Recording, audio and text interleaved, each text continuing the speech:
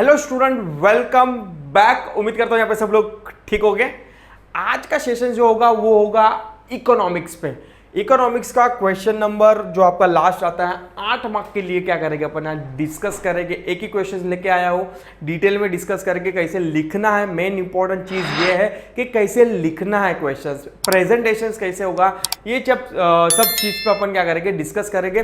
Before start the lectures एक important चीज बता देता हूँ, वो चीज है क्या, ये है बुक। ये बुक आपको क्या करना है, रेफर करना है। इसलिए बोल रहा हूँ बच्चे लोग क्योंकि इसके अंदर आपको एक ही बुक के अंदर क्वेश्चंस के साथ साथ आपको आंसर्स भी, मतलब लास्ट 3 साल का क्वेश्चन के साथ साथ आपको आंसर्स भी दिख जाएगा, मिल जाएगा। सो प्लीज बच्चे लोग ये बुक जरूर रेफर करना। oswaldpublishers.com से आप डायरेक्ट बाय कर सकते हो और मैं यहाँ पे लिंक डाल रहा हूँ मेरे डिस्क्रिप्शन में, वहां से भी आप क्या कर सकते हो, डायरेक्टली बाय कर सकते हो। So let's start the sessions and देखते हैं लास्ट ईयर का क्वेश्चन, मतलब लास्ट 2022 का डिस्कस करते हैं कि 2022 के एग्जाम के अंदर मार्च 2022 के अंदर कौन सा क्वेश्चन आया था।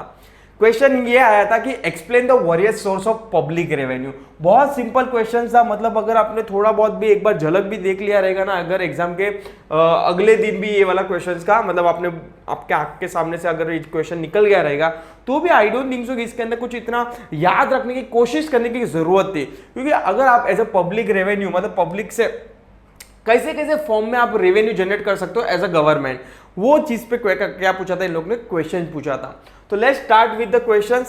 पब्लिक रेवेन्यू होता है क्या, पहले तो मीनिंग लिखना है आपको। जब भी आपका 8 मार्क का क्वेश्चन आ रहा है ना बॉस बच्चे लोग, तभी आपको पहले क्या लिखना है, आपको मीनिंग लिखना है, मतलब लिखना ही है।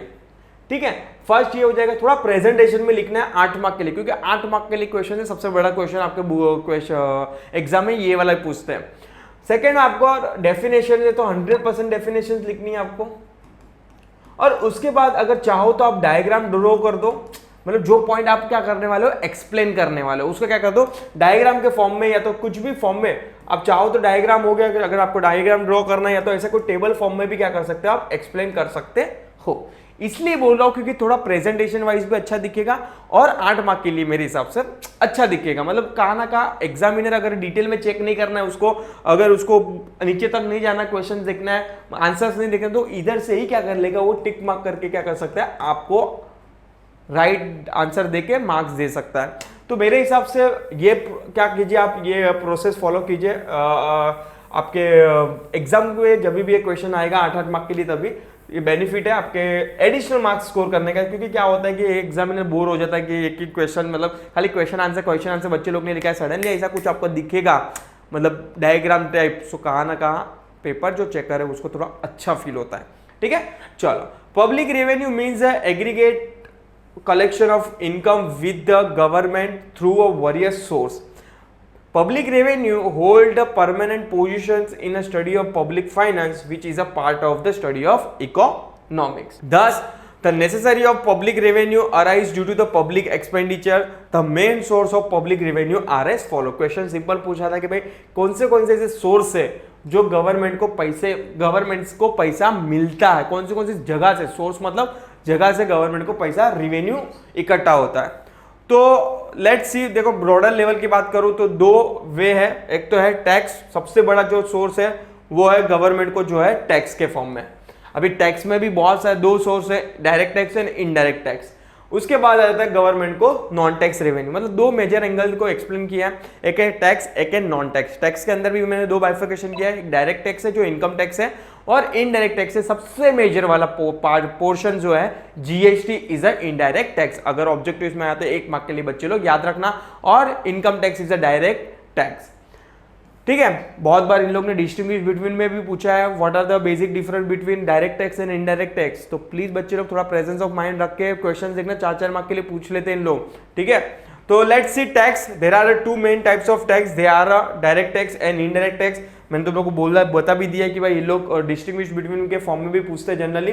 तो डायरेक्ट टैक्स होता क्या है वो भी एक्सप्लेन कर देता हूँ, क्योंकि 8 मार्क के लिए मैं खाली ये एक क्वेश्चन के एंगल से नहीं सोचता हूँ, मतलब बहुत सारे डिफरेंट वेराइटी ऑफ एंगल से क्या बारे में मैं क्या होता हूँ सोचता हूँ कि अगर सपोज फॉर एग्जाम्पल 8 मार्क के लिए नहीं आया, ये वाला क्वेश्चन। पर कहाँ ना कहाँ अगर सपोर्ट की डायरेक्ट टैक्स और इनडायरेक्ट का डिस्टिंग्विश बिटवीन है, तो मेरा तो पर्पस क्लियर है ना। मेरा मेन पर्पस है कि बच्चों को सब पॉइंट क्या हो, एक्सप्लेन हो। डायरेक्ट टैक्स क्या है बच्चे लोग, एक सिंपल समझ तो डायरेक्ट टैक्स मतलब वो टैक्स जहां पे पर्सन खुद इनकम कमाएगा और खुद ही क्या भरेगा, टैक्स भरेगा, इज अ डायरेक्ट टैक्स। मतलब income tax is a direct tax. Indirect tax मतलब जहां पे क्या होता है कि होलसेलर रिटेलर पे डालेगा, रिटेलर अल्टीमेटली कस्टमर पे डालेगा वो बर्डन। मतलब इनडायरेक्ट टैक्स में अल्टीमेटली बर्डन जो बेयर करता है कस्टमर एज अब क्या करता है, टैक्स पे करता है। जैसे कि आज कोई भी चीज ले लो, सपोज को एक बिस्किट की क्यों ना ले लो, बिस्किट का पैकेट भी लोगे तो वहां पे भी जो भी जीएसटी का अमाउंट होगा वो अल्टीमेटली किस पे आया है, बर्डन कस्टमर पे आया। मतलब क्या होता है, इनडायरेक्ट टैक्स पास ऑन होता है from one person to another person, but direct tax pass नहीं होता। अगर आपने इनकम कमाई है तो आपको ही पे करना पड़ेगा। पर जहां पे डिस्कस करते हैं यहाँ पे इनडायरेक्ट टैक्स के लिए, जहां पे मैं बोला जैसे manufacture to wholesaler, wholesaler to retailer, retailer to customer, तो अल्टीमेटली जो बर्डन बेयर करता है वो होता है कस्टमर। इनडायरेक्ट टैक्स में GST is one of the example. यहाँ पे टैक्स पास ऑन नहीं होता है, यहाँ पे टैक्स पास हो जाता है। मतलब पास मतलब ट्रांसफर। तो second difference between, basic difference between ये होता है। एग्जांपल के फॉर्म में आप लिख सकते हो इनकम टैक्स सैलरी पे जो पर्सन पे करता है, इंडिविजुअल जो पे करता है, और यहाँ पे इनडायरेक्ट टैक्स में जनरली आम आदमी लोग पे करते हैं, कस्टमर क्या करता है, पे करता है। तो डायरेक्ट टैक्स लाइक सी क्या लिखा है, it is a paid by the tax payer on his income and property. The burden of tax is borne by a person on whom it is levied। मतलब वही बेयर करेगा जिस पे लगा है टैक्स। कौन बेयर करेगा, वही बेयर करेगा जिसको टैक्स, मतलब जिसने इनकम कमाई है। As he cannot transfer the burden of tax to the other, impact and incidence of the direct tax fall on the same person। For example personal income tax, wealth tax etcetera. मतलब कोई property भी अगर आप बेच रहे हो तो आपको ही पे करना पड़ेगा, is nothing but wealth tax.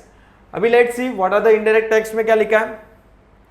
Indirect tax it is a levied on a goods और services. It is a paid at a time of production और sale and purchase of commodity और services. The burden of indirect tax can be so shifted by the taxpayer, मतलब producer to another person, hence impact and incidence of tax are on a different head। different head का मतलब manufacturer to wholesaler पे डालेगा वो tax, wholesaler retailer पे डालेगा, और retailer ultimately वो कस्टमर से क्या करेगा, वसूल करेगा। For example newly implemented goods and service tax, nothing but your GST in India has replace almost all the indirect tax custom duty. ये हो गया अपना टैक्स के अंदर दो पार्ट। नॉन टैक्स रेवेन्यू क्या होता है, नॉन टैक्स मतलब जो मेजर इनकम होती है गवर्नमेंट को टैक्स के फॉर्म में होती है। नॉन टैक्स के फॉर्म में कोई रेवेन्यू एज सच होता नहीं है। होता है मतलब इतना मेजर, मतलब पूरी कंट्री चलेगी, इट्स नॉट पॉसिबल खाली ओनली नॉन रेवेन्यू के बेस पे।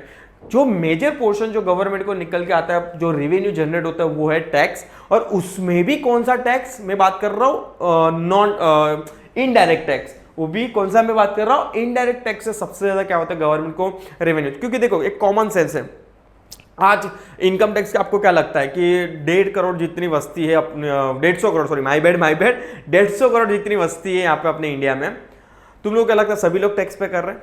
नहीं भाई, उसमें से मैं बोलूँ ना कि हार्डली टू हार्डली 20 करोड़ से मैं मैक्सिमम बोला 20 to 30 करोड़ पीपल ही क्या कर रहे हैं, क्या टैक्स पे कर रहे हैं। मतलब 20 से 30 करोड़ लोग टैक्स पर पे कर रहे हैं और पूरी कंट्री चल रही है। It is not possible. इसलिए जीएसटी जो इनडायरेक्ट टैक्स है, जीएसटी कस्टमर को पे करना है, वो तो भाई अंबानी को भी पे करना है और आम कस्टमर को भी क्या करना है, पे करना है। इसीलिए जीएसटी मतलब अल्टीमेटली आज सभी कस्टमर क्या पे करता है, जीएसटी। भले डायरेक्टली वो नहीं पे करता गवर्नमेंट को, पर इनडायरेक्टली रिटेलर को क्या करना पड़ता है, पे करना पड़ता है। तो कहां ना कहां इनडायरेक्ट टैक्स जो है सबसे बड़ा रेवेन्यू है फॉर द गवर्नमेंट, जो सभी कस्टमर क्या करते हैं, जनरली पे करते हैं, वेदर इट्स रिच पीपल हो या तो आम जनता, मतलब गरीब पीपल क्यों ना हो। तो सबसे बड़ा जो सोर्स है गवर्नमेंट को इनडायरेक्ट टैक्स है।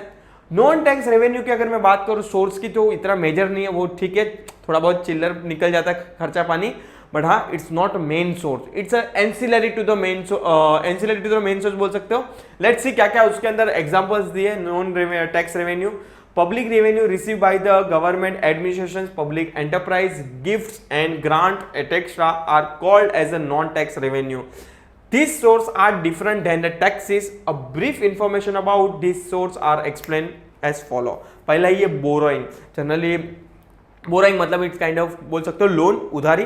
तो उसके फॉर्म में भी गवर्नमेंट का सपोज फॉर एग्जांपल इस बार कोविड जैसा सिचुएशन में हो गया था कि भाई जहाँ पे गवर्नमेंट का जो कंट्री को ऑफकोर्स चलाना है, तो कहाँ ना का जो बहुत सारे बड़े बड़े बिजनेसमैन थे, कहाँ ना का उन लोग ने सपोर्ट तो किया है, बट उससे भी क्या होगा, तो कहाँ ना कहाँ जनरली इन लोग क्या करते हैं कि बोरिंग लेते हैं। सर्टेन टाइम ऐसी सिचुएशन बहुत कम आती है, बट हाँ जरूर पड़ा तो क्या कर सकते हैं, उन लोग रेवेन्यू फॉर्म में मिल सकता है इन लोग को, जनरली आरबीआई प्रोवाइड करते हैं इन लोग को।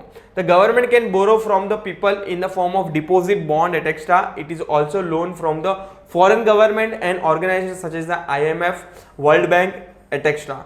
Loan are borrowing more and more popular source of revenue for the government in a modern types. Second है फीस। ऑफ कोर्स गवर्नमेंट बहुत टाइप के फीस लेती है आपसे, जैसे कि फॉर एग्जांपल आपका पासपोर्ट बनाने जाऊँ 1500 is the basic fees, government fees. तो उसके फॉर्म में भी गवर्नमेंट को क्या होता है, एक टाइप का रेवेन्यू बोलते हैं अपन। ड्राइविंग लाइसेंस करना जाओ तो उसमें भी गवर्नमेंट का क्या है, फीस है। तो ये सब नॉन टैक्स में आएगा, बट हाँ इसे covered under the non tax revenue. A tax is paid compulsorily without any return services, whereas a fees is paid in a return for a certain specific services rendered by the government. For example education fees हो गई, registration fees हो गई, एटेक्स्ट्रा। जैसे कि registration fees के अंदर मैं बात किया ड्राइविंग लाइसेंस, पासपोर्ट, एटेक्स्ट्रा। Gift, grant and donation. Certain time क्या होता है कि गवर्नमेंट को बहुत सारा फॉरेन कंट्री सपोर्ट करती है, गिफ्ट के फॉर्म में पैसा देते हैं। अपन बहुत सारी कंट्री को अपन ने खुद ने बचाया, जैसे कि फॉर एग्जांपल श्रीलंका हो गई, जहाँ पे गवर्नमेंट क्या करती है, उन लोग को फॉर्म नॉन टैक्स फॉर्म में क्या करते हैं, गिफ्ट देते हैं या तो डोनेशन देते हैं, ताकि कंट्री क्या हो, चले। तो ऐसा टाइप का भी ये भी क्या हो जाएगा, एक टाइप का नॉन टैक्स रेवेन्यू हो जाएगा जो गवर्नमेंट को मिलता है, gift, grant and donation. The government में also earn some income in a form of gift by the citizens and others. The government may also receive the grant from the foreign government, and if for or general and specific purpose. Foreign aid has become an important source of development finance for the developing country like India. However, this source of revenue is uncertain in nature. ये line क्यों बोला कि however this source of revenue is uncertain in nature, मतलब जरूरी नहीं कि कितना आएगा और कब आएगा, ठीक है। अगर कंट्री अच्छी ग्रो कर रही है तो ऑफकोर्स कोई फॉरेन सपोर्ट नहीं करेगा। जब भी कंट्री अपनी डाउनफॉल में होगी, जैसे कि फॉर एग्जांपल मैं एग्जांपल ले रहा हूँ श्रीलंका का, जहाँ पे उन लोग को डाउनफॉल चल रहा था, बैंकरप्ट हो गई थी ऑलमोस्ट कंट्री, जहाँ पे गवर्नमेंट ने क्या किया था, अपने इंडिया ने क्या किया था, सपोर्ट किया था। ऐसे करके बहुत सारी कंट्री ने क्या किया था, सपोर्ट किया था, ठीक है। नेक्स्ट है फोर्थ, फाइन्स एंड पेनल्टीज। अगर सपोज कि फॉर एग्जांपल आप जा रहे हो मस्त बाइक चला के, हीरोपंती दिखा के, मतलब विदाउट हेलमेट, और पकड़ लिया पांडू ने, कहाँ ना कहाँ उन्होंने क्या ले गए, फाइन ले गए। तो वो फाइन भी गवर्नमेंट के लिए क्या है, एक टाइप का इनकम ही है। The government impose a fine and penalty on those who violet the law. Violet the law मतलब कानून तोड़ा आपने, of the country. The objective of the imposition of fine and penalty is not to earn the income but to discourage the citizen from the violating of the law framed by the government. मतलब देखो government का once again, यहाँ से government को कुछ ऐसे 200 रुपये आपने दे दिया तो कोई ऐसा कोई बड़ा उन लोग के लिए कंट्री नहीं चल जाने वाली, बट ये गवर्नमेंट इसलिए लगते है कि ताकि आगे से ये गलती वापस से ना दोहराए, और जो कंट्री ने जो लॉज एंड रूल्स रेगुलेशंस बनाए वो क्या हो, फॉलो हो। For example, fine for violating traffic rules. However, the income from this source is very small. बहुत छोटे अमाउंट में, मैं तो बोल दूँ कि non tax revenue is very small amount. अगर पूरा कंट्री तो चलने वाला नहीं है, हार्डली मैं बात करूँ तो भाई चलेगा तो बहुत मिनिमम दिन ही चल सकता है ये रेवेन्यू से। नेक्स्ट है price of public goods and services. Modern government sells various types of commodity and service to the citizen. The price is a payment made by the citizen to the government for a goods and services sold to them. For example, railways हो गए, is a government के control में, postal charges extra.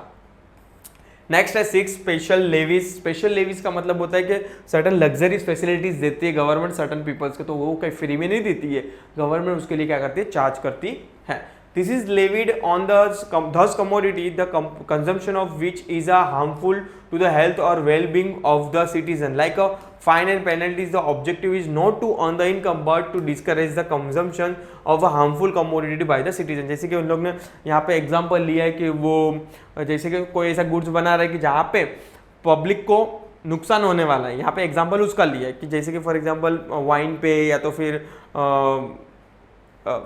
तंबाकू product हो गया, उस पे government क्या करता है, ज़्यादा चार्जेस करते हैं, इसलिए करते कि ताकि उन लोग थोड़ा कम प्रोडक्शंस बनाएं, ठीक है। Duties levied on wine, opium and other intoxicant goods. और लास्ट है इसके अंदर जो है special assessment, the payment made by the citizen of the particular locality in exchange for a certain special facility given to by them to the authorities known as a special assessment. For example, local bodies can levy a special tax on the residential of the particular area where the extra and special facility of road, energy, water supply etc are provided. यहाँ पे मैं बोला था, जो मैं तुम लोग को प्रीवियसली बोला कि एडिशनल कोई सर्विसेज अगर गवर्नमेंट आपको प्रोवाइड करती है, जनरली क्या होता है कि ये जो सेलिब्रिटीज एंड ऑल होता है उनके घर के आजू बाजू अपन देखते हैं कि सब चीज़ें पूरी वेल डेवलप होती है, इलेक्ट्रिसिटी अपन देखते कभी जाती नहीं है, मतलब ये सब चीज़ के लिए एडिशनल जो सर्विसेज उन लोगों को प्रोवाइड मिलती है उसके लिए गवर्नमेंट क्या करती है, स्पेशल चार्ज करता है। तो बहुत बार ये लोग है ना, बहुत बार इन लोग ने डिस्टिंग्विश बिटवीन में पूछा है special levies and special assessment.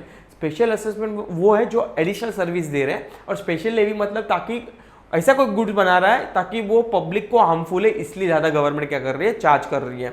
तो दोनों पे बहुत बार इन लोग ने डिस्टिंग्विश पूछा है इन दो के बीच में। तो यहाँ पे अगर डिस्टिंग्विश की बात करूँ तो दो डिस्टिंग्विश निकल सकता है आपका।